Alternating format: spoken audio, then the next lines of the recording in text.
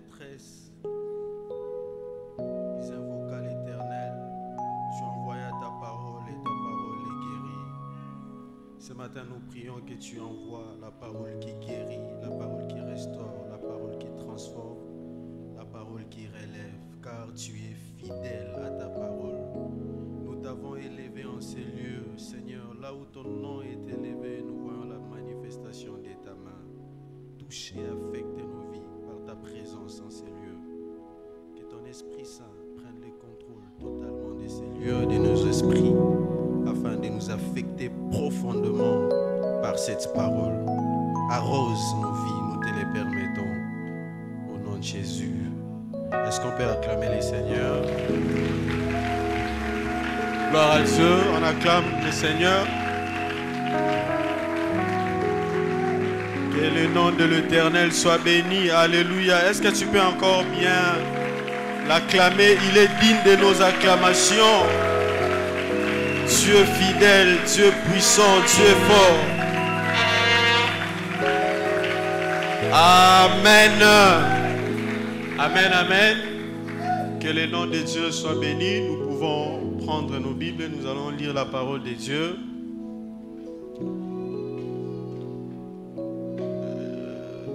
J'aimerais que nous puissions lire dans 1 Roi chapitre 17. 1 Roi chapitre 17. C'est un texte que nous connaissons très bien. Je vais introduire la lecture à partir du verset 7. Ou même le verset 8. La Bible dit, le verset 6, pardon. Les corbeaux lui apportaient du pain et de la viande le matin et du pain et de la viande le soir. Et il buvait de l'eau du torrent. Mais au bout d'un certain temps, le torrent fut à sec, car il n'était point tombé de pluie dans le pays. Alors la parole de l'Éternel lui fut adressée en ces mots. Lève-toi, va à Sarepta, qui appartient à Sidon, et demeure là. Voici, j'y ai ordonné à une femme veuve de te nourrir. Il se leva et il alla à Sarepta. Comme il arrivait à l'entrée de la ville, j'aime ça. Voici, il y avait là une femme veuve qui ramassait du bois. Il appela et dit, va me chercher, je t'ai pris un peu d'eau dans un vase afin que je boive. Et elle alla en chercher. Il appela de nouveau et dit, apporte-moi, je t'ai pris un morceau de pain dans ta main. Et elle répondit, l'Éternel, ton Dieu, est vivant. Je n'ai rien de cuit. Je n'ai qu'une poignée de farine dans un pot et un peu d'huile dans une cruche. Et voici, je ramasse 2 morceaux de bois, puis je rentrerai et je préparerai cela pour moi et pour mon fils. Nous mangerons, après quoi nous mourrons. Et il lui dit, ne crains point. Rentre, fais comme tu as dit. Seulement, prépare-moi d'abord avec cela un petit gâteau et tu me l'apporteras. Tu en feras ensuite pour toi et pour ton fils. Car ainsi parle l'Éternel, le Dieu d'Israël. La farine qui est dans les pots ne manquera point et l'huile qui est dans la cruche ne diminuera point, jusqu'au jour où l'Éternel fera tomber de la pluie sur la face du sol.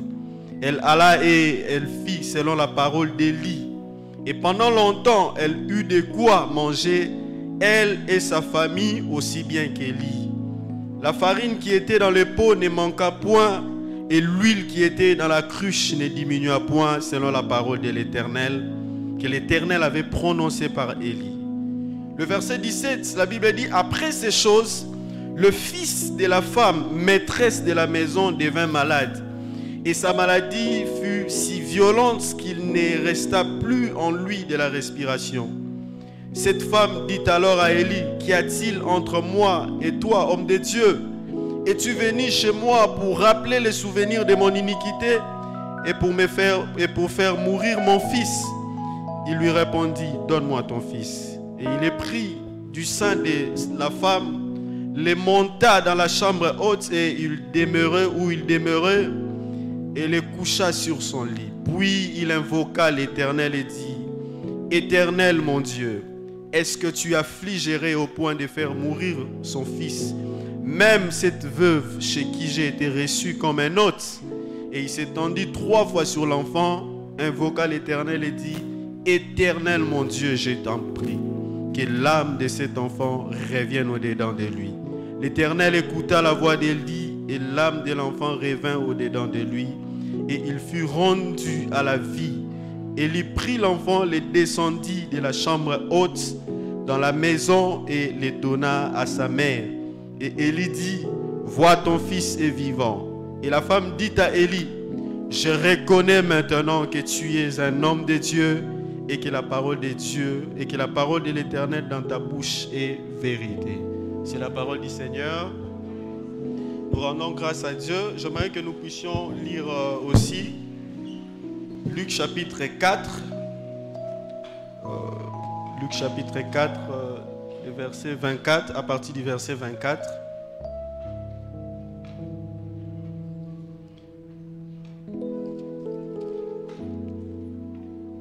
Luc chapitre 4, à partir du verset 24. Mais ajouta-t-il, je vous le dis en vérité, aucun prophète n'est bien reçu dans sa patrie. Je vous le dis en vérité.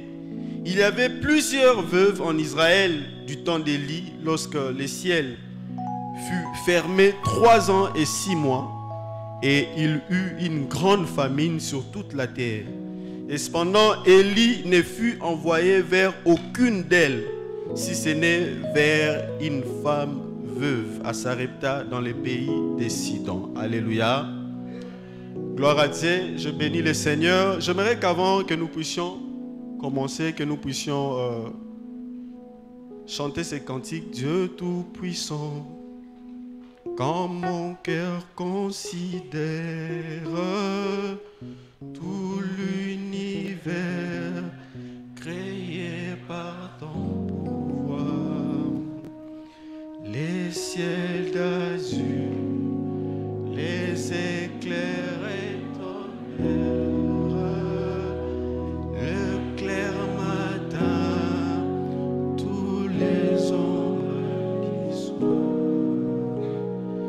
de tout mon être, alors s'élève chant.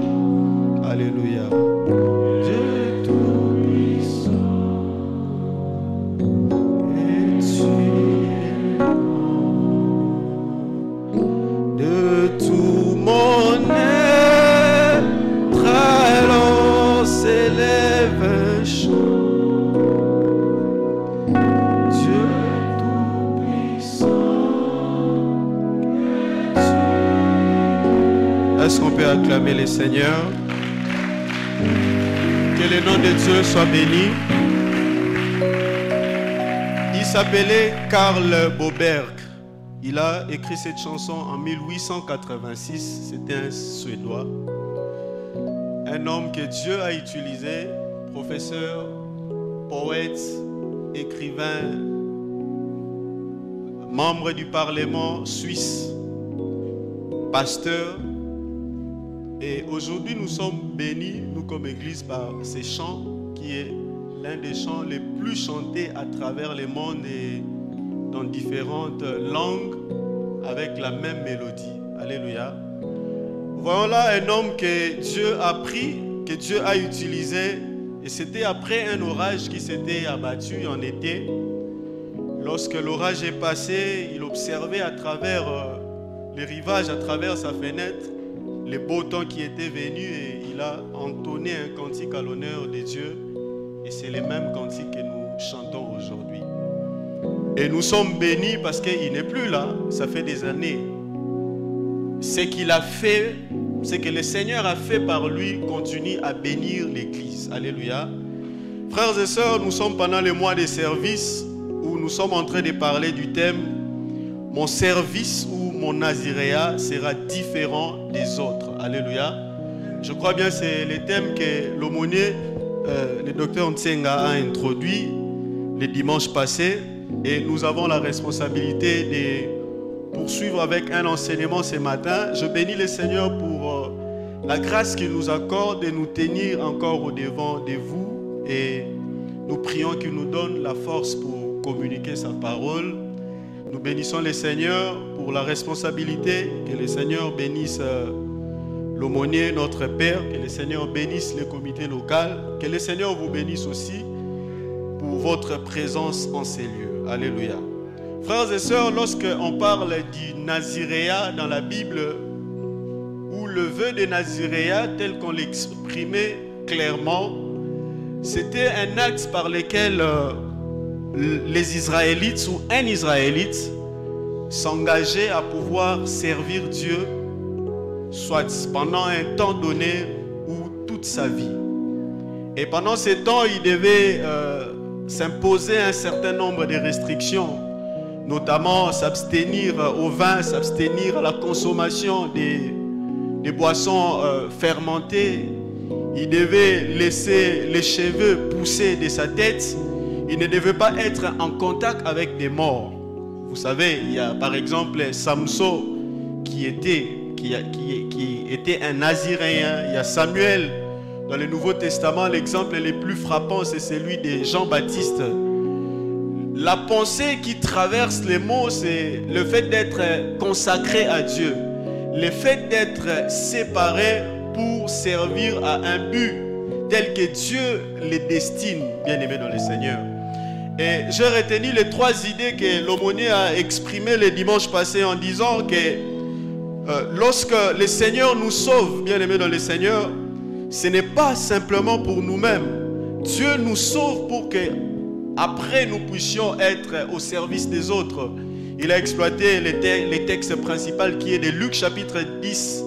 Comment Jésus en train de répondre à une question sur comment avoir la vie éternelle.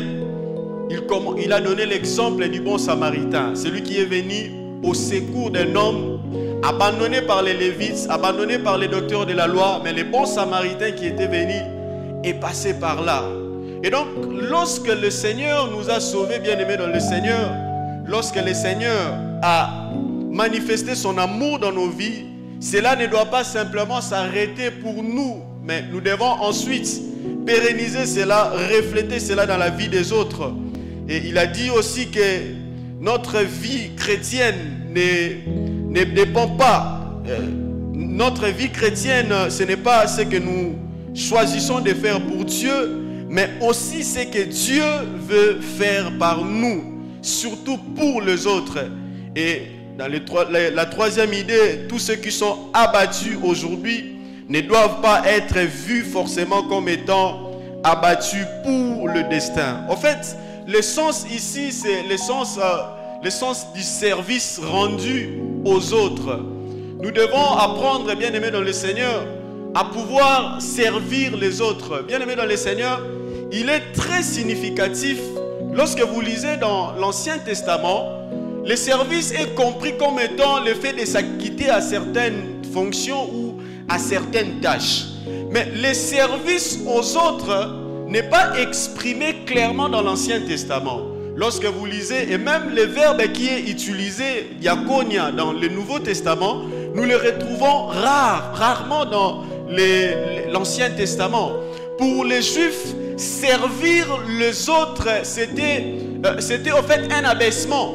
Pour les Juifs, servir les autres était comme le fait de se diminuer. Et cette pensée n'était pas exprimée même dans l'Ancien Testament. Et même les Grecs vont plus loin pour montrer qu'une personne qui sert les autres est comme un esclave. Platon le dit, il dit, comment un homme qui se met au service d'un autre pourrait-il se sentir heureux?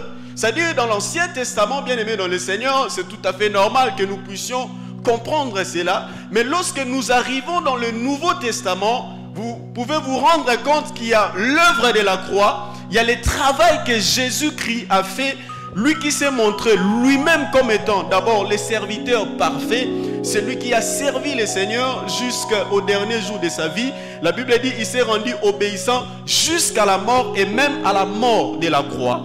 Et après avoir accompli cette œuvre, il nous a donné un modèle parfait. Il est devenu le prototype des serviteurs de Dieu. Mais pas seulement cela, mais aussi les modèles du service que nous puissions rendre aux autres. Alléluia.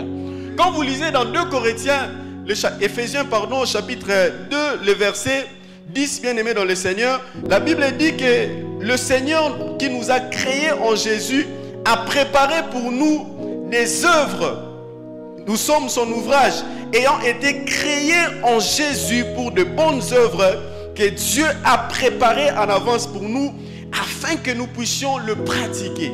Il y a des œuvres que Dieu a préparées en avance pour nous. Le fait de nous avoir créés en Jésus, de nous avoir sauvés, fait de nous son ouvrage. Et nous sommes des vases d'honneur entre ses mains. Il dispose de nous tel qu'il veut, bien-aimés dans le Seigneur. Et cela ne se limite pas simplement au fait de servir Dieu à l'église, bien-aimés dans le Seigneur. Nous venons à l'église pour le servir simplement les dimanches ou les mercredis, mais quand nous quittons ces cadres, souvent nous oublions, bien-aimés dans le Seigneur.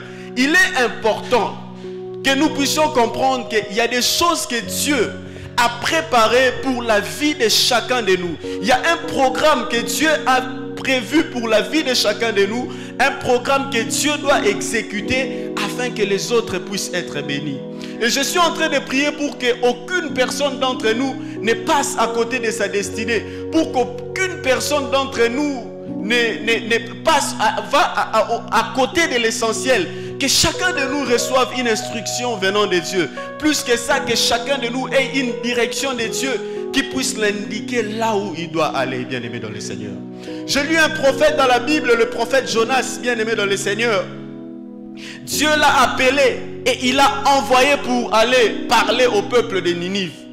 On la voit à Ninive, il se retrouve à Tarsis. Ninive qui n'était qu'à 450 km, il se retrouve à Tarsis à plus de 800 km. Quand il va se retrouver dans le ventre du poisson, il prie et Dieu le délivre.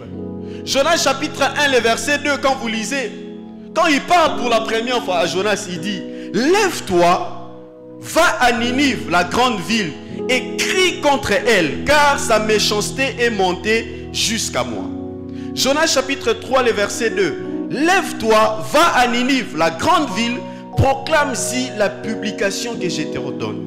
Frères et sœurs, il y a quelque chose de très important ici. Si je dois lire ces passages avec le ton de Dieu, le premier passage, je le lirai de cette fois-ci. Lève-toi, va à Ninive, la grande ville, crie contre elle, car sa méchanceté est montée jusqu'à moi. Si je dois lire le chapitre 3, le verset 2, lève-toi, va à Ninive, la grande ville, et proclame-y la publication que je t'ordonne. Le temps de Dieu a changé entre Jonas 1.2 et Jonas 3.2. La grâce de Dieu avait déjà commencé à se manifester dans la vie de Jonas. Il dit crie contre elle, mais ici il dit proclame-y ce que je t'ai dit. C'est-à-dire Dieu a commencé d'abord à manifester la grâce dans la vie de son prophète, la grâce dans la vie de son serviteur. Et c'est cette même grâce que Jonas va ensuite aller proclamer. Mais Jonas, quand il a reçu cet ordre, bien-aimé dans le Seigneur, il est allé à côté. Il s'est retrouvé dans le ventre du poisson. Alors que Dieu l'avait appelé à un grand service. Dieu l'avait appelé à une grande œuvre, à pouvoir parler à la grande ville. Lui s'est retrouvé dans le ventre d'un petit poisson. Et quand vous lisez la ville Ninive, la signification c'est un grand poisson. C'est-à-dire que les véritables grands poissons vers lesquels Jonas devait se retrouver, c'était dans Ninive. Et Jésus a pris cela les 3 jours qu'il a passé dans le ventre du poisson comme étant l'image du Fils sous la terre. Et bizarrement, pour évangéliser Ninive, il a fait aussi 3 jours. Alléluia. Dieu nous appelle, il manifeste sa grâce dans nos vies.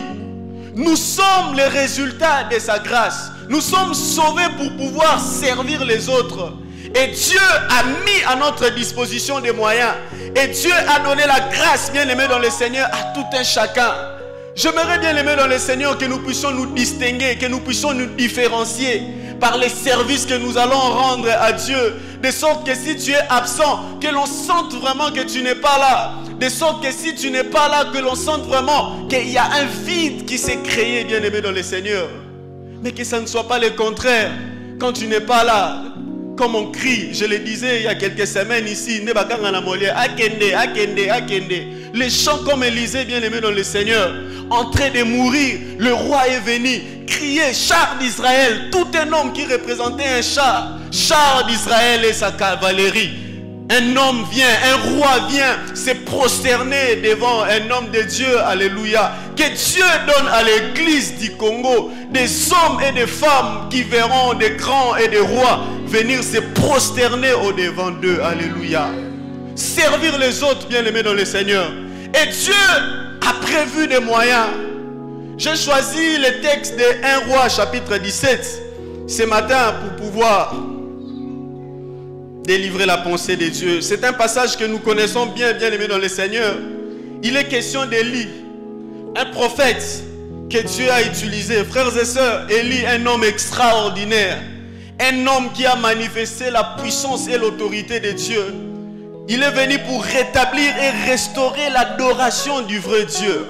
Il a été capable d'aller démontrer que Dieu est le véritable Dieu, même sur une terre qui était totalement vouée au culte des Baals. Alléluia. Dieu l'a pris pour pouvoir accomplir une volonté en ces temps. Mais bien aimé, au-delà de, avant même cela, il est important de comprendre, de voir comment cet homme, toute sa vie, dépendait de Dieu. C'est Dieu qui lui donnait la direction, là où il devait partir. La leçon générale de la vie d'Élie, bien-aimé dans le Seigneur, c'est la dépendance à Dieu. Dépendre de Dieu pour ensuite être utilisé pour Dieu. Et il est important que nous puissions dépendre de Dieu. Il est important que nous puissions laisser Dieu nous façonner. Il est important que nous puissions laisser Dieu parfois nous faire passer par des épreuves. Lorsque Jésus appelait ses disciples, la Bible dit qu'il appelait ses disciples pour être avec lui et ensuite les envoyer. Être avec lui et ensuite les envoyer. C'est-à-dire que le ministère des apôtres était la conséquence du débordement de la présence de Dieu. Être d'abord avec lui. Souvent nous oublions cela. Nous nous précipitons à la tâche. Nous nous dispersons dans toutes les directions. Être d'abord avec lui. C'est ce que Élie a appris, bien aimé dans le Seigneur.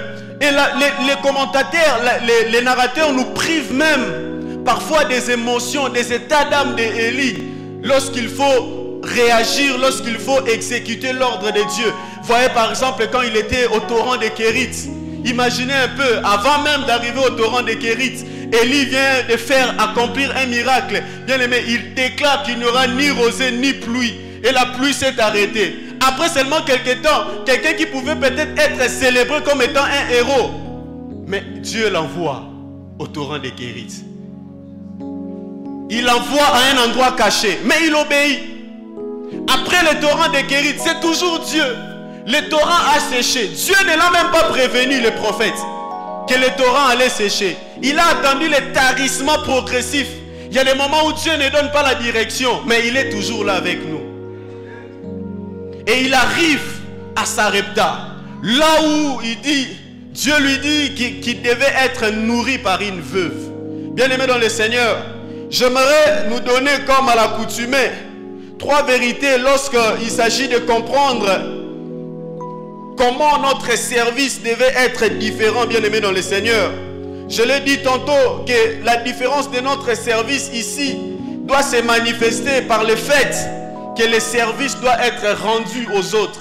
Pas un service que nous rendons à nous-mêmes, mais un service, bien-aimé dans le Seigneur, que nous sommes en train de rendre aux autres. Et lorsque nous parlons des autres ici, comprenez par là qu'il s'agit bien de nos familles, qu'il s'agit bien de la société, il s'agit bien de l'église, il s'agit bien du pays, bien-aimé dans le Seigneur.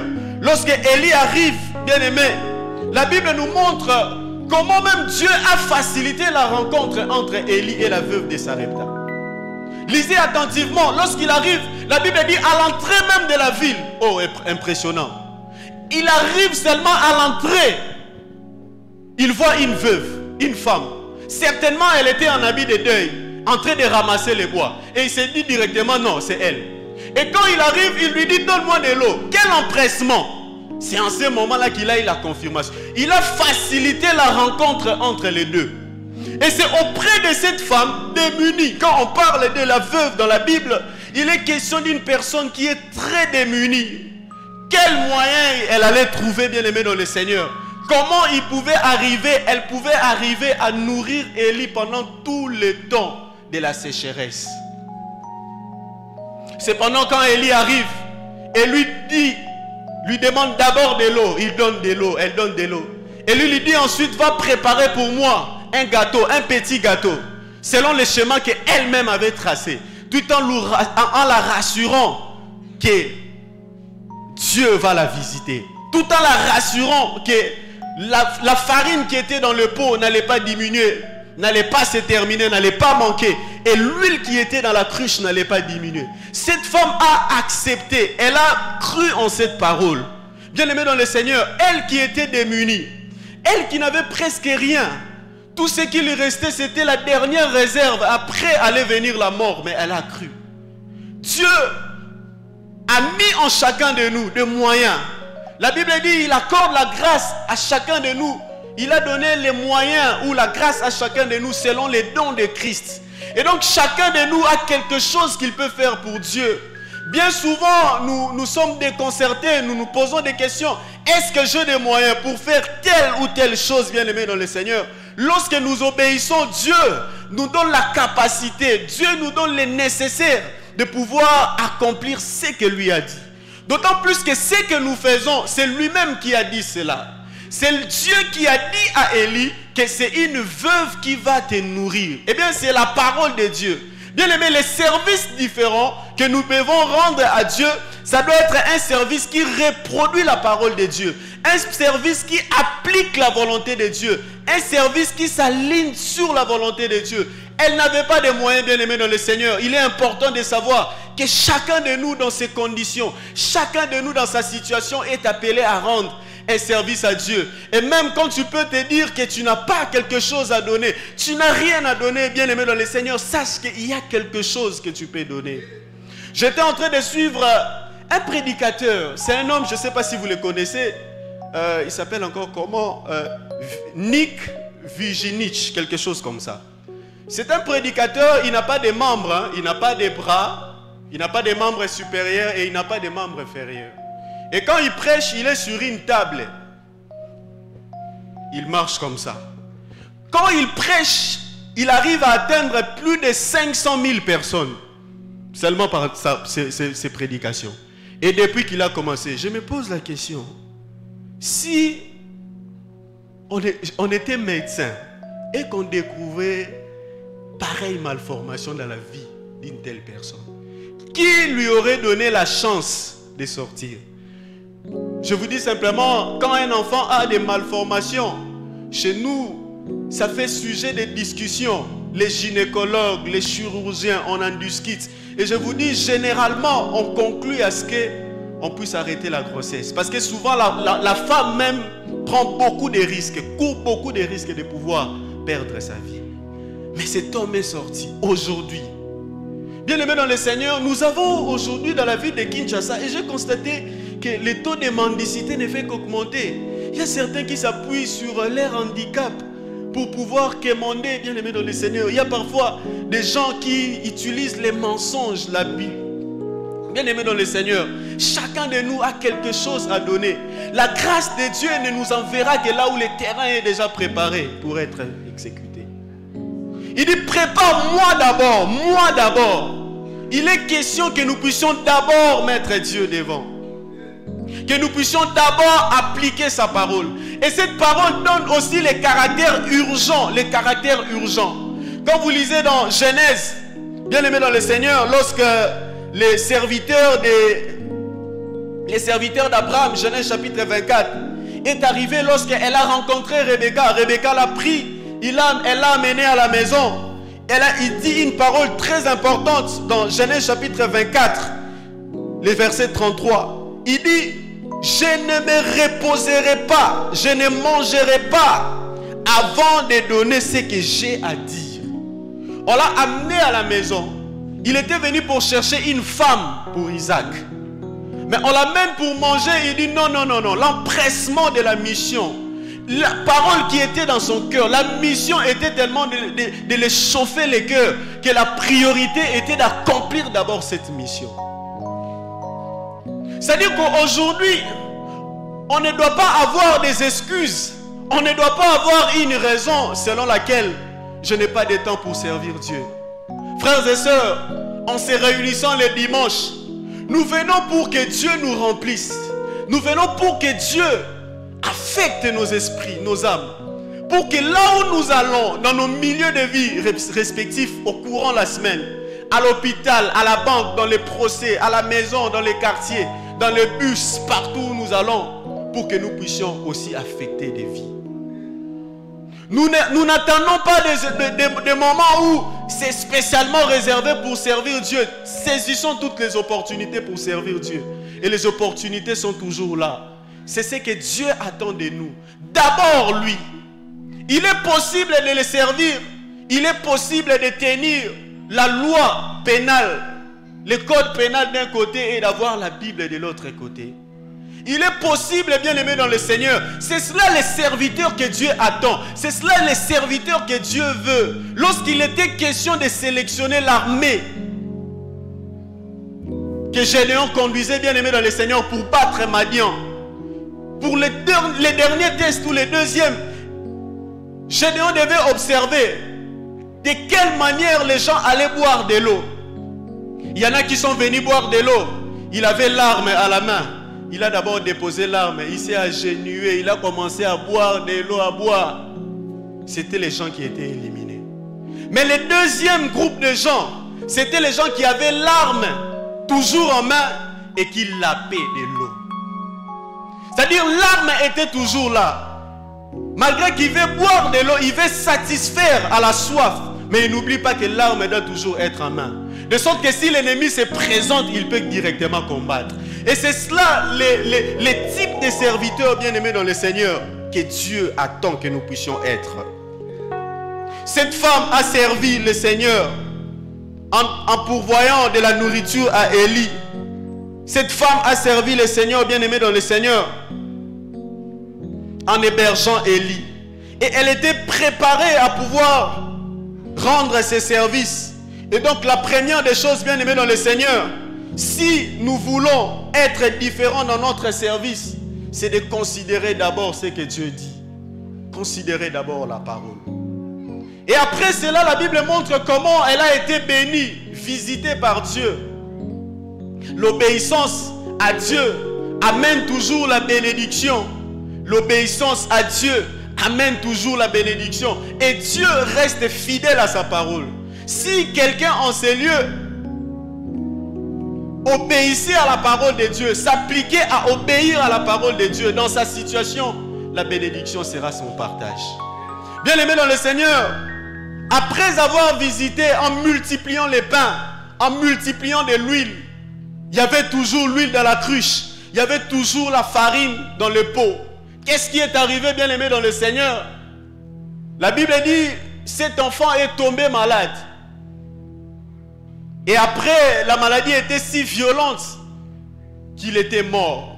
Et le narrateur décrit la mort comme étant l'absence de la respiration. Et c'était effectivement la mort. Et elle a commencé à pleurer. La Bible dit, après ces choses, après la bénédiction, les malheurs viennent s'abattre sur sa vie. Et écoutez, elle se présente à Élie. Il dit, qu'y a-t-il entre toi et moi, homme de Dieu? Es-tu venu chez moi pour me rappeler les souvenirs de mon iniquité? Qu'est-ce que je fais? Hier, j'ai pleuré la famine. Et même, je dirais, avant-hier, j'ai pleuré mon mari. Hier, je pleure mon fils. Hier, je pleure à cause de la famine. Et aujourd'hui, je vais pleurer mon fils. Mais qu'est-ce que je fais? La femme était affligée. La femme était frappée, bien-aimée dans le Seigneur.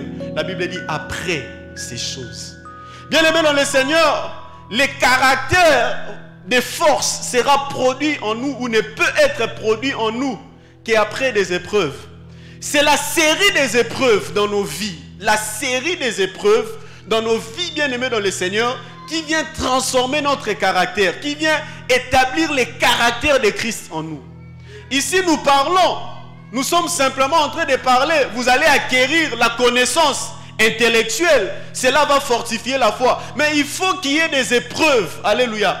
Il faut qu'il y ait des épreuves. Et ce sont des épreuves, bien-aimés dans le Seigneur, qui donnent la force à notre foi, qui tonifient notre foi, qui nous préparent à de grandes choses que Dieu attend de nous. Elle vient, elle dit, qu'y a-t-il entre toi et moi? Bien-aimés dans le Seigneur, je vais le commenter. Le deuxième point, notre service doit être celui qui apporte la grâce et la vie aux autres. Porteur de grâce et de vie aux autres. Élie, qui s'est présenté d'abord comme étant un médicament, mais ici, il apparaît comme étant pas seulement un médicament, mais aussi un médicament qui donne des effets indésirables. Élie apparaît ici comme un anticancéreux. Vous savez, quand on donne les anticancéreux, ça ne détruit pas que les cellules malades, mais ça commence aussi à détruire les bonnes cellules. Élie ici est vu par la femme, est présenté à travers ses propos comme étant un anticancéreux, comme étant quelqu'un qui apporte les malheurs dans une famille. Après avoir multiplié les pains, la femme lui dit: quel péché j'ai commis? Bien-aimé dans le Seigneur, ici la question qui est restée pendante, à quel péché faisait-elle allusion? Mais elle se sent vraiment coupable, bien-aimé dans le Seigneur, aux yeux de Dieu. Elle s'est sentie coupable. Et frères et sœurs, cette réaction de pouvoir chercher un péché lorsqu'il y avait un malheur, c'était une réaction courante dans l'Ancien Testament. Et cela amène la culpabilité. Cela a amené la culpabilité dans la vie de beaucoup. Bien-aimés dans le Seigneur, lorsque la culpabilité s'installe dans le cœur des serviteurs, nous ne pouvons pas être efficaces dans notre service pour les autres. Nous sommes bloqués. La culpabilité, bien-aimés, paralyse les interférences positives dans les relations interpersonnelles. Figurez-vous, lorsque les frères de Joseph ont vu Joseph, Joseph voulait leur faire du bien, mais ils ont mal interprété cela. Ils ont dit non, non, non, non, son sang est redemandé, le sang de notre frère. Ruben a dit: je vous ai demandé de ne pas tuer l'enfant, mais vous l'avez tué, son sang est redemandé. Et la Bible dit, lorsque vous lisez dans Genèse chapitre 42, la Bible dit: ils se sont sentis coupables. Genèse chapitre 42, le verset 21. C'est pour cela que cette affliction nous arrive, ont-elles dit. La culpabilité, bien-aimé, par rapport à un péché, tu es un serviteur, apportera l'anorexie spirituelle. Tu n'auras plus le goût pour des choses de Dieu. Beaucoup ont replié. Beaucoup sont devenus plus que les apostats, bien-aimés dans le Seigneur. Parce que simplement, autrefois loin de Dieu, aujourd'hui loin de Dieu. La culpabilité ne doit pas être entretenue, bien-aimés dans le Seigneur. Il faut venir à Dieu. C'est lui qui guérit les infidélités. Il a dit au prophète Jérémie: revenez, fils infidèles, je guérirai vos infidélités. Mon frère, ma soeur, si c'est à cause de cela que tu as reculé alors que tu servais Dieu à la chorale, alors que tu étais à l'intercession, connu comme étant un serviteur, bien-aimé dans le Seigneur, j'ai vu un frère quelque part, très zélé, un évangéliste, toujours dans le champ de Dieu. Après quelques temps, il a commis quelques bévures. Et aujourd'hui, méconnaissable, méconnaissable. S'il y a quelques personnes au sein de l'église, bien-aimée dans le Seigneur, qui entretiennent la culpabilité, cela freinera. Cela les rendra inefficaces pour l'œuvre de Dieu. Approchez-vous à Dieu. Il a dit: venez, je guérirai vos infidélités. Frères et sœurs, lorsque vous vous approchez de Dieu, ne voyez pas Dieu comme les juges. Voyez Dieu comme un médecin. Alléluia. Voyez Dieu comme un médecin. Quand vous parlez au juge, vous pouvez avoir beaucoup de retenues. Mais quand vous parlez au médecin, vous parlez en toute objectivité pour que la guérison soit totale. Quand vous parlez devant les juges, vous considérez les actes. J'ai volé ceci, j'ai volé ceci. Mais devant le médecin, tu vas lui dire: guéris-moi de la kleptomanie. Alléluia. Et lui-même se présente comme étant celui qui guérit. Lui-même se présente comme étant celui qui ne vient pas chercher les gens qui sont en bonne santé, mais plutôt les gens qui sont malades afin de les guérir. S'il y a quelques culpabilités que tu traînes dans ton cœur, bien-aimé dans le Seigneur, mon frère, qui te freinent, qui te retardent, il y a certaines... Vous savez, j'ai lu un directeur général, il s'appelle Zaché, c'était un percepteur d'impôts. Il avait la culpabilité dans le cœur. Mais le jour où le Seigneur est arrivé dans sa vie, la présence de Dieu dans nos vies crée un instinct divin, un instinct qui nous amène à pouvoir nous débarrasser même de ce que nous ne reconnaissons pas être de nous. Luc chapitre 18, il dit, c'est que j'avais même pris, je vais les rendre 4 fois. Si la culpabilité t'impose la restitution, vas-y. Si la culpabilité t'impose la réconciliation, vas-y, pourvu que tu sois efficace au service de Dieu. Quel péché ai-je commis pour que tu viennes faire mourir mon fils? Bien-aimé, mais malgré cela, j'aime cette femme. Malgré cela, elle n'a pas insulté. Au fait, quand elle parle de cette façon, qu'y a-t-il entre toi et moi? C'est un hébraïsme, vous le savez très bien. Marie a utilisé ça dans Jean chapitre 2 à Cana. C'était une façon de pouvoir inviter quelqu'un à la réflexion de ce qui se passe. Et c'est une incompréhension désespérée. Elle ne va pas insulter. Elle ne va pas à déconsidérer ou à rejeter Élie. Mais elle veut simplement que Élie puisse lui expliquer ce qui se passe. Frères et sœurs, cette façon de faire de cette femme m'a beaucoup inspiré. Du fait de la considération ou du respect que nous devons avoir, puisque nous parlons du service rendu aux autres. Le respect aux autorités. Le respect aux autorités spirituelles ou de l'église. Le respect aux autorités sociales ou politiques, comme vous voulez, bien aimé dans le Seigneur. C'est tellement sacré, bien aimé dans le Seigneur, le respect aux autorités de Dieu. Quand vous lisez plusieurs fois, la Bible présente les dirigeants, des chefs, comme étant les représentants de Dieu. Par exemple, dans Romains chapitre 13, le verset 4, le magistrat est présenté comme étant les serviteurs de Dieu. Même s'il n'est pas chrétien, mais le fait qu'il est en train d'accomplir officiellement un service, il est considéré comme serviteur de Dieu. Psaume chapitre 82, le verset 1 et 6, on montre qu'il y a un lien tellement étroit entre Dieu et les autorités, de sorte que les autorités sont appelées de Dieu. Alléluia. Bien aimé, même dans le monde spirituel, le respect aux autorités est de rigueur. Jude chapitre 9, l'archange Michael arrive. La Bible dit lorsqu'il s'est disputé avec les diables, il n'a pas prononcé un jugement injurieux contre les diables. Il a dit simplement que l'Éternel te réprime. Respect aux autorités. Alléluia. Et même Paul dans la Bible, une fois, il a mal parlé du souverain sacrificateur. Il a dit non, je parlais mal du souverain sacrificateur. Frères et sœurs, le respect aux autorités, cette façon de parler. Vous savez, j'apprécie beaucoup qu'il y ait des gens qui aspirent à la politique dans notre pays et même dans l'église. On discutait avec un ancien pour dire que les débats qui concernent où on dit non, un chrétien ne peut pas faire la politique, en fait c'est dépassé, hein? C'est très dépassé. Alors je menais une réflexion, je disais, on part faire la médecine à l'université, on part faire l'agronomie, on part faire l'économie, mais il y a des gens qui vont faire aussi la politique.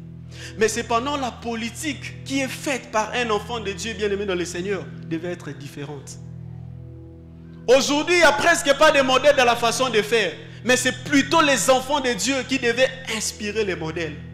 Lorsque certains seront en train d'insulter, lorsque certains seront en train de combattre, bien-aimé dans le Seigneur, que cela ne soit pas en prononçant des injures, que cela ne soit pas en insultant. Même si le programme de la personne, vous êtes contre son programme, même si vous n'appuyez pas son point personnel, bien-aimé, mais n'insultez pas. Opposez-vous simplement. Bien plus que ça, vous avez la grande responsabilité de prier pour les autorités. Bien plus que ça. 1 Timothée chapitre 2, le verset 1. Bien plus que ça, la responsabilité de prier. Aux États-Unis, pendant une campagne électorale, il y avait un chrétien très bien identifié. Il vient, il prononce une parole pendant la campagne contre un président en disant qu'il était nul, qu'il était un vaurien. Et cela a été balancé comme étant un chrétien qui a dit cela. Si nous aspirons, bien aimés dans le Seigneur, à œuvrer dans la vie séculière, nous devons être les premiers qui doivent inspirer les autres, qui doivent présenter les modèles qu'il faut. Et même par rapport aux autorités spirituelles, bien aimés dans le Seigneur, la femme n'a pas insulté. Quand vous lisez dans 1 Samuel chapitre 1, une femme est en train de pleurer dans le tabernacle à Siloé. Elle est en train de pleurer.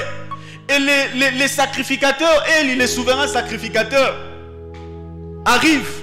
Lorsqu'elle regarde la femme était en train de prier. Les paroles ne sortaient pas, les lèvres bougeaient simplement. Il interprète cela comme étant de l'ivresse. Quel choc. Un homme de Dieu interprétait la douleur d'une femme comme étant de l'ivresse. Mais lorsqu'elle a parlé à la femme a dit, mon serviteur, il a dit, mon Seigneur, ce n'est pas de l'ivresse, c'est plutôt la souffrance qui est dans les cœurs de ton enfant. Elle avait beaucoup de raisons de pouvoir s'enflammer, de pouvoir aller même à l'injurier, mais la façon de réagir, il a dit, ce n'est pas la tristesse. Elle avait bien des raisons. Élie d'ailleurs n'avait même pas de leçons à donner. Lui-même, ses enfants commettaient des péchés dans les tabernacles. Il avait tellement un laxisme dans sa vie, mais elle n'a pas vu cela. Le respect pour l'autorité. Elle a considéré cela. Et bien aimé dans le Seigneur, la qualité de ce que nous recevons de l'autorité, la qualité de ce que nous recevons des hommes de Dieu dépend de la qualité de notre relation avec eux. Dépend de comment nous sommes disposés à pouvoir recevoir ce qui vient d'eux. Comment nous sommes disposés. Bien-aimés dans le Seigneur, notre service ne doit pas être pour amener le trouble ou la destruction, mais plutôt un service de grâce et un service de vie. Lorsque la femme arrive, elle prend l'enfant, elle le présente à Élie.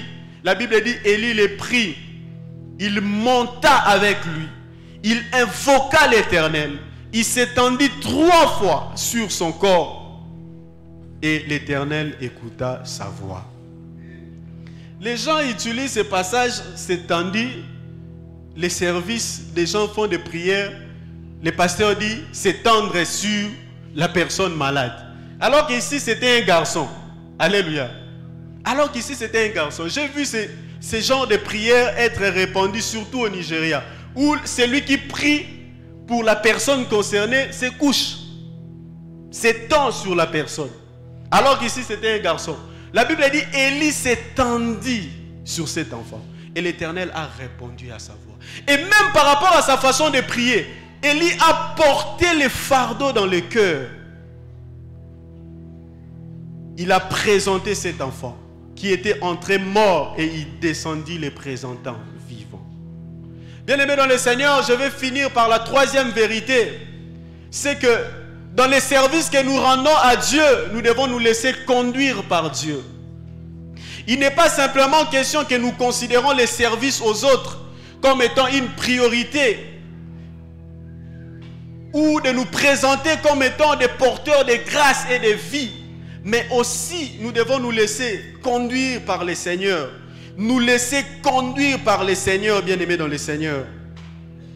C'est pendant ce temps que le Seigneur nous prépare, je l'ai dit tantôt.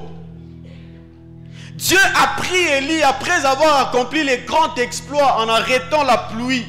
Il est allé les cacher. Il a quitté tout, les relations sociales, les avantages, les privilèges. Peut-être qu'on allait organiser un défilé à son honneur. Si c'était aujourd'hui, après avoir accompli pareil miracle, on allait les cataloguer d'inconséquents ou d'un fou. Les gens aujourd'hui aiment les spectacles.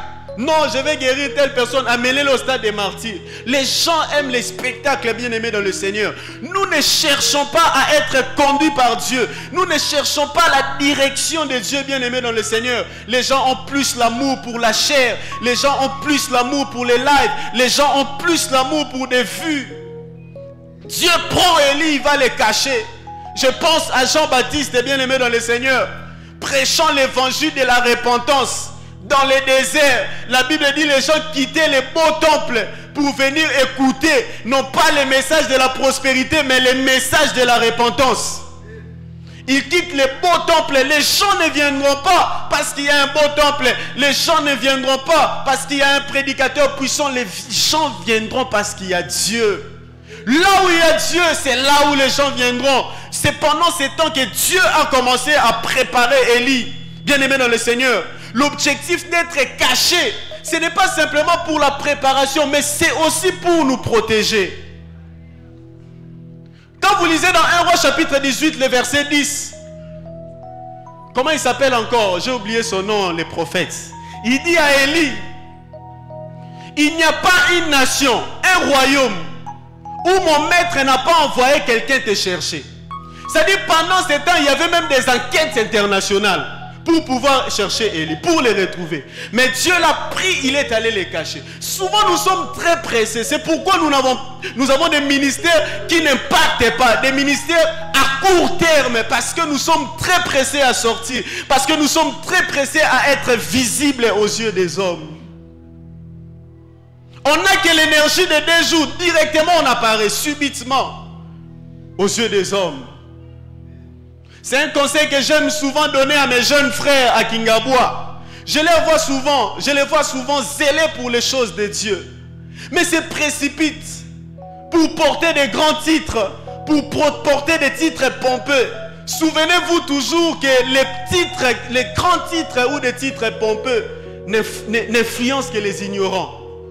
Car ce que les gens attendent de nous, c'est la vraie transformation. C'est comment nous impactons leur vie. Très pressé, c'est comme ça qu'on s'attire des combats qui n'ont pas notre âge.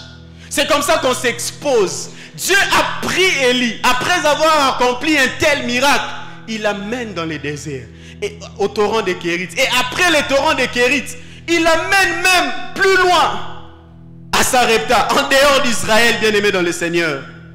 Il l'amène très loin. Et c'est pendant ce temps qu'il était en train de le préparer. Et c'est pendant ce temps qu'il était en train de l'encourager, de lui donner la force. Et c'est là où il a amené que le corbeau était venu. Le corbeau ne vient que à l'endroit où Dieu a indiqué. C'est parce qu'il était dans le torrent des Kérites, selon la parole de Dieu, que le corbeau est venu aussi dans le torrent des Kérites. C'est laissé conduire par Dieu. Et bien aimé, ce qui est merveilleux dans ça, c'est quoi? Je suis en train de voir la vie d'Élie être simplement conduite par Dieu. C'est au fait Dieu connaissait les différentes étapes de sa vie. Ici, lorsque Élie ressuscite l'enfant, nous sommes en train d'assister à la première résurrection, je ne dirai pas de l'histoire, mais la première résurrection rapportée dans les Écritures. La première, la toute première qui a été rapportée dans les Écritures. Quand il arrive, je vois la vie d'Élie être conduite par Dieu. Après s'être présenté devant Akab, Dieu l'a pris, il l'amène au torrent des Kérites. Torrent des Kérites, il l'amène à Sarepta. Sarepta, il dit, va te présenter, il part à Carmel. Carmel, il se retrouve à Horeb. Horeb, il marche et puis il est enlevé, bien aimé dans le Seigneur. C'est de la même manière que Dieu conduit notre vie. Ceux qui savent qu'ils rendent un service, ceux qui se laissent conduire par Dieu, bien aimé dans le Seigneur, sont des gens qui rendent un service différents des autres. Ce sont des gens qui rendent un naziréat différent des autres. Ils sont toujours conscients du fait que Dieu est avec eux. Cela ne dépend pas de la géographie, de l'endroit où tu te trouves. Tu peux être au sud-est à Sarepta, ou au nord-ouest, au torrent des Kérites, ou au nord-ouest à Sarepta. Si tu as Dieu, sois rassuré que la nuée sera toujours sur toi. La manne tombera là où la nuée sera. Sois rassuré. Je ne sais pas à quel moment David avait écrit ce psaume, le psaume chapitre 23, où il est en train de confesser comment Dieu est avec lui en permanence. Il dit, l'Éternel est mon berger, je ne manquerai de rien. Il me fait reposer dans le vert pâturage. Il me conduit dans les eaux paisibles. Il restaure mon âme. Il me conduit dans les sentiers de la justice à cause de son nom. Quand je marche dans la vallée de l'ombre et de la mort, je ne crains aucun mal, car tu es avec moi. Car tu es avec moi. Ta houlette et ton bâton me rassurent. Tu dresses devant moi une table. Vous savez, lorsqu'on parle parle de dresser, il est question de disposer comme il faut. Tu dresses devant moi une table en face de mes adversaires. Tu oindules ma tête et ma coupe déborde. Il dit, oui, le bonheur et la grâce m'accompagneront tous les jours de ma vie. C'est-à-dire, lorsque les événements, l'environnement était en train de changer, Dieu était toujours là. Quand il est dans les macs, Dieu est toujours là. Quand il est dans les déserts, Dieu est toujours là. Quand il passe par la vallée de l'ombre et de la mort, Dieu est toujours là. Quand même on met la table devant ses adversaires, Dieu est toujours là. Et même Dieu va jusqu'à prendre le risque de placer la table au devant de ses adversaires. Dieu est toujours là, bien-aimé dans le Seigneur. Dieu marchera avec nous. Ici, Élie, bien-aimé dans le Seigneur, est en train d'accéder à une dimension élevée. Autrefois, il a manifesté Dieu comme étant Jéhovah Jireh. Ici, il manifeste Dieu comme étant celui qui donne la vie nouvelle. Et écoutez, cette femme, je ne sais pas si elle l'avait dit avant. Elle vient de déclarer, il dit, je reconnais maintenant que tu es un homme de Dieu. Mais je n'ai pas entendu cela, c'est témoignage. Après avoir ouvert la porte à la vie, quand il a ouvert la porte à la multiplication des pains et à la multiplication de l'huile, la femme n'avait pas parlé, ou du moins le narrateur nous a privés des propos de la femme. Mais quand la résurrection est venue, quand la nouvelle dimension est arrivée dans la vie d'Élie, elle a témoigné. Frères et sœurs, très important, dans notre vie aussi comme étant serviteurs de Dieu, nous devons aspirer à arriver à des niveaux élevés. Nous devons aspirer à aller toujours plus loin dans ce que nous faisons. Cela n'est pas valable seulement sur le plan spirituel. Et même dans la vie séculière, il est important d'aspirer à arriver à des grandes choses. Et le Seigneur est avec nous. Et je suis en train de prier ce matin que Dieu affecte la vie de quelqu'un afin de l'amener à une nouvelle dimension. J'aimerais dire cela en forme de déclaration. Je déclare dans le nom de Jésus que tu accèdes à une nouvelle dimension. Je libère la grâce de Dieu. Je déclare que tu accèdes à une nouvelle dimension. Je déclare que tu accèdes à une nouvelle dimension. Toi qui as les dons de la guérison, toi qui as les dons de parler en langue, je déclare que tu accèdes à une nouvelle dimension au nom de Jésus. Alléluia. Et bien aimé dans le Seigneur, au sein de l'église, il est important que nous puissions encourager l'exercice des dons spirituels, l'exercice de la puissance. Parce que le christianisme sans la puissance n'a pas de saveur. Il est important que nous exerçons. C'est pourquoi quand nous venons à Kairos, nous appelons les malades pour qu'ils viennent afin que nous puissions exercer la puissance et l'autorité du nom de Jésus sur la maladie. Alléluia. Frères et sœurs, j'étais en train de prêcher quelque part. Quand je prêchais, je ne savais pas. Le Seigneur m'a dit qu'il y avait quelqu'un qui était malade et qui avait même le diagnostic. Il venait ce jour-là de faire un examen et on avait confirmé cette maladie. Et je ne savais pas. Le Seigneur me l'a dit cela en chair. J'ai déclaré la parole de Dieu et subitement on amène la personne avec son diagnostic. Le diagnostic était déjà posé. C'est plus facile, non? Le diagnostic est déjà posé. Et Dieu a guéri. Alléluia. Le diagnostic est déjà là. Et il sait de quoi il était guéri. Alléluia. Le diagnostic est déjà là. Bien aimé dans le Seigneur, il est important, les serviteurs, les intercesseurs, que nous puissions nous exercer, que nous puissions exercer les dons spirituels que Dieu a mis en nous. Allez aux cliniques universitaires, touchez les murs, demandez, papa, est-ce qu'il y en a pas comment? Vous touchez les murs, Lazare sort. Alléluia. Que les dons spirituels nous puissions les exercer. Ne vous en faites pas. Il y a la place pour cela à l'église.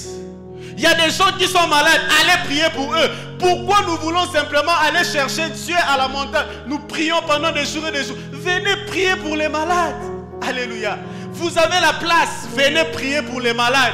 Venez prier pour les malades. Et Dieu est capable de nous faire accéder à de nouvelles dimensions. Frères et sœurs, lorsqu'on parle de la dimension dans la Bible, il est question des espaces, des territoires qu'un enfant de Dieu doit occuper. Et ces choses sont disponibles par la foi. Si tu crois en ces choses, tu peux accéder à cela. Alléluia.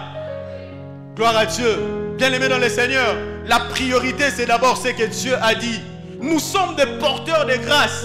Et Dieu est celui qui nous conduit. Et Dieu est celui qui nous amène. Avant de finir, bien-aimés dans le Seigneur, j'aimerais rassurer à quelqu'un que le Seigneur est avec les serviteurs. Que c'est lui qui a oint les serviteurs et c'est lui qui montre le chemin. Et je suis convaincu que parmi nous en ces lieux, il n'y a personne, aucun serviteur qui ne tombera sur le champ de la bataille. Je suis en train de déclarer dans la vie de quelqu'un qu'il n'y a aucun serviteur, aucune servante qui ne tombera sur les champs de bataille. Il y a des hommes et des femmes que toi tu dois rencontrer dans ta vie. Je dis à quelqu'un, obeta pasete, okena norte, hier en août dans la studio où tu n'as Dieu va organiser des rencontres. Je suis en train de sentir l'onction du rapprochement, l'onction de l'association. La Bible dit, alors qu'Élie entrait, à l'entrée de la ville simplement, il a vu quelle facilité lorsque c'est Dieu qui nous conduit. Élie a été attiré. La Bible déclare, de l'Orient, il attire un oiseau de proie, et de l'extrémité lointaine de la terre, un homme pour accomplir sa volonté. Je suis en train de voir beaucoup de papiers, alors que toi tu n'as que des papiers, tu n'as que des diplômes, tu n'as que des idées. Qui entendait des investisseurs, des investisseurs, qui attendaient des hommes pour soutenir ce projet. Dans le puissant nom de Jésus, je prie que Dieu attire de loin la reine de Saba que toi tu ne connaissais pas. Et ce qui est bizarre dans cela, Dieu va approcher des gens que toi tu affecteras par ton onction, que toi tu affecteras par ta vie, qu'ils viennent avec les bonnes intentions ou les mauvaises intentions, ils seront affectés. Lorsque une domestique viendra dans ta maison, lorsque un chauffeur viendra pour conduire ton véhicule, il sera affecté. Même les ennemis, quand ils viendront, ils seront affectés. J'ai vu les Gabaonites venir s'associer à Josué. Josué ne savait pas, bien aimé dans le Seigneur, plus les gens mauvais viendront, plus la victoire se multipliera. Lorsque les Gabaonites sont venus, écoutez, lorsqu'ils sont venus, la Bible dit, 5 rois se sont rebellés contre Josué. Ils se sont levés pour venir combattre Josué. Mais j'aime ces choses. La Bible dit, à l'entrée seulement, Dieu a créé une embuscade. Et ils ont commencé à fuir. Ils sont allés se réfugier dans les grottes. Mais il se faisait que pendant que les combats traînaient, la nuit voulait venir. Non, Josué a dit, si la nuit vient, si le soleil se couche, on ne va pas voir ceux qui se sont cachés dans le grotte. Il a dit, soleil, arrête-toi. Le plus grand miracle a été accompli. Alors qu'associé à ennemis, de sorte que la victoire était totale, de sorte que tous les ennemis étaient atteints. Même quand les gens de mauvaises intentions s'associeront à toi, je suis venu dire à quelqu'un, l'Éternel Dieu les exposera, car il est un Dieu souverain. Le problème n'est pas les lieux géographiques, n'est pas les continents, n'est pas les diplômes, mais c'est plutôt Dieu. Tu peux aller au sud et tu seras béni. Tu peux aller au nord, tu seras béni. À l'est et à l'ouest, tu seras béni. Le matin, tu auras le pain et l'eau. Et le soir, tu auras le pain et la viande. Le matin, tu auras le pain et la viande. Et le soir, tu auras aussi le pain et la viande. Peu importe la localisation, il arrive dans un milieu où Baal était célébré, où Baal était le dieu de la fertilité, mais il manifeste la puissance de Dieu, du nom de notre Dieu. Tu peux arriver dans une famille qui est assise sur le sol de la malédiction, qui est assise sur le sol de la sorcellerie, où les enfants sont sacrifiés par l'occultisme, où le diable est en train de régner. Mais lorsque tu amènes le vrai Dieu, cette famille sera affectée. Et j'aimerais le dire sous forme de déclaration. Je déclare dans le nom de Jésus, peu importe là où tu es planté, la grâce de Dieu te localisera. L'onction de Dieu te localisera. Il y a des choses que tu avais déjà commencé à voir. La femme avait vu simplement le miracle du petit gâteau. Le miracle du petit gâteau n'annonçait que les plus grands miracles. Je suis venu dire à quelqu'un, il y a encore des expériences avec Dieu. La puissance de Dieu est illimitée. La bonté de Dieu ne s'épuise pas. Je suis venu dire à quelqu'un, la liste des bontés de Dieu n'est pas exhaustive. Ne t'arrête pas là où la nuée bouge encore, car Dieu est capable de faire encore de grandes choses. Il a pris tous les rois qui étaient tués dans le livre de Josué. On les a listés comme étant celui par qui le Seigneur avait manifesté sa puissance. Je dis à quelqu'un, après la multiplication viendra la résurrection. Après la multiplication viendra la résurrection. Il est Dieu à Sarepta, Dieu à Kérit, Dieu à Carmel, Dieu dans les montagnes, Dieu dans les vallées, Dieu dans les ciels, Dieu sur la terre, Dieu le matin, Dieu le soir, Dieu au nord, au sud, à l'est, à l'ouest. Il est Dieu à jamais. Partout où tu l'amèneras, partout où tu iras avec Dieu, même si on t'amène dans le pays de l'affliction, Joseph a dit, tu m'as rendu fécond, même dans le pays de mon affliction.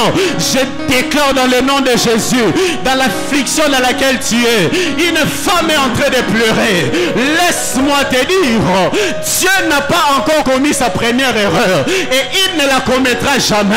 Il n'amènera pas les serviteurs pour multiplier les pains et ensuite amener la malédiction et ensuite amener la mort. Dieu multipliera les faveurs. Je suis en train de dire à quelqu'un, il y aura une bénédiction localisée. La Bible dit, alors qu'il y avait beaucoup de veuves en Israël, il y avait des veuves, mais Dieu a choisi simplement la veuve de Sarepta. Une bénédiction localisée. Tout le monde sera frappé, tout le monde sera touché par la maladie. 1000 tomberont à ta droite, 10 000 à côté, mais toi tu ne seras pas atteint. Quand viendra la dévastation, tu seras sa crainte, car tu es de la race des protégés, tu es de la race des standards, de ceux qui habitent à Goshen. Quand l'obscurité environnera tout le monde, toi tu seras sur les lieux de privilégiés, tu seras sur les lieux où les projecteurs de l'Éternel, où les projecteurs de Dieu se fixeront, où les projecteurs de Dieu se fixeront, où les projecteurs de Dieu se fixeront. Est-ce que nous pouvons nous lever? J'aimerais que nous puissions prier. J'aimerais que nous puissions prier. Le Dieu de l'abondance est en ces lieux. Le Dieu de l'abondance est en ces lieux. Le Dieu de la vie est en ces lieux. Il fait de nous des hommes capables de communiquer la grâce, des hommes capables de communiquer la vie, des hommes à travers qui des générations seront bénies. Même quand nous quitterons la terre, notre onction est transgénérationnelle. Elle atteindra après des temps. Elle atteindra des vies. C'est à cause de toi que ta famille est bénie. Ta famille est affectée par ton onction. Tu es la couverture de ta famille. Est-ce que tu peux commencer à prier? Est-ce que tu peux commencer à réagir à cette parole? Est-ce que tu peux commencer à réagir à cette parole? Dieu est en train d'acquérir. Dieu est en train d'acquérir. Dieu est en train d'acquérir. Il est en train d'équiper. Il est en train de renouveler. Il est en train de relever. Il est en train de restaurer. Il est en train d'équiper. Il est en train de distribuer des armes. Pendant que je parle, je suis en train de voir dans mon esprit un nouvel équipement être accordé à quelqu'un. Un nouvel équipement être mis à la disposition de quelqu'un. Est-ce que tu peux commencer à prier? Dis Seigneur, je te désire. Dis Seigneur, je dépends de toi. Ma vie dépend de toi. Mon ministère dépend de toi. Que mon ministère dépend de toi. Que mon ministère dépend de toi. Est-ce que tu peux commencer à prier?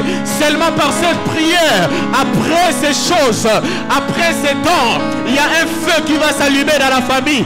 Il y a un feu qui va s'allumer dans le quartier. Il y a un feu qui va s'allumer au lieu du travail. Est-ce que tu peux commencer à prier? Radabra shadalababo sakalababosha. Inelebradalababo sakalabra shaya. Nous sommes là à ta disposition. Nous sommes là à ta disposition. Seigneur, ouvre nos mains. Seigneur, allume le feu. Allume le feu dans nos esprits. Seigneur, viens nous équiper. Viens équiper tes serviteurs. Viens équiper tes serviteurs.